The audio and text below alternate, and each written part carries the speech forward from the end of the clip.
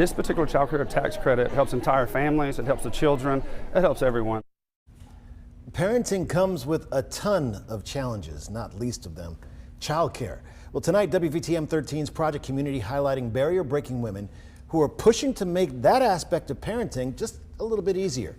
Thanks for staying with us. I'm Guy Rawlings. And I'm Brittany Decker. For many working women, affordable child care is one of their most pressing needs. Help could be on the way, though, for many Alabama families. Tonight, WVTM 13's Carla Wade explains the legislation that would move one of the barriers to success. Alabama lawmakers are advancing legislation providing state tax breaks to businesses who help employees afford child care.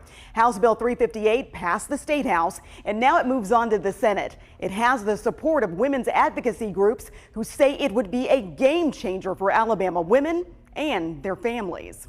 You had a blessing. Someone was looking out for you. Yeah. Joan Wright is the executive director of Child Care Resources, a Birmingham-based nonprofit connecting the community with resources to find quality child care. She often draws from her own experiences as a working mother. I went through 5 different child care programs in 1.5 years with my oldest child, just trying to find that right fit. She relates to the 60% of Central Alabama women facing similar challenges. Wright joined forces with the Women's Foundation of Alabama in backing House Bill 358.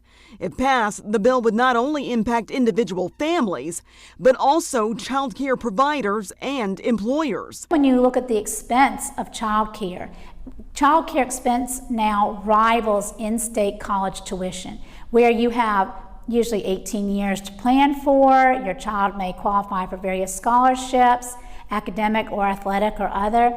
You don't have that. You have about 7 to 9 months to prepare for putting your child in child care. In late January, the Women's Foundation hosted Clearing the Path 2024, one of many first steps in addressing what the organization has called a child care crisis.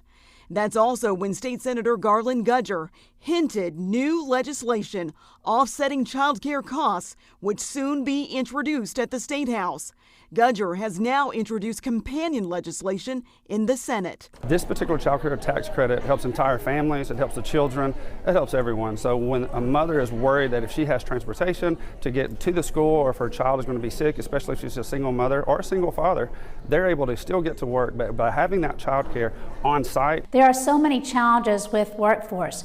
Attracting, retaining, training, and when we support child care and the child care workforce, which some of these incentives could do that, support the child care workforce, we're enabling not only the current workforce to be strengthened, those children that are in care now, they are our future workforce, and we need them to have quality early learning experiences to set them up for success in school. Here's what the bill would do. It sets aside $15 million in tax breaks for companies providing child care stipends, on-site daycare, or reserved spots at licensed facilities.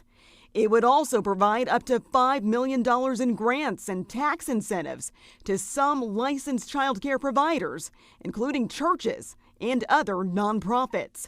And that is what we need right now for Alabama. It's the right time, it's the right environment. We need to do this for our children and for our families and for our businesses. Carla Wade, WVTM 13.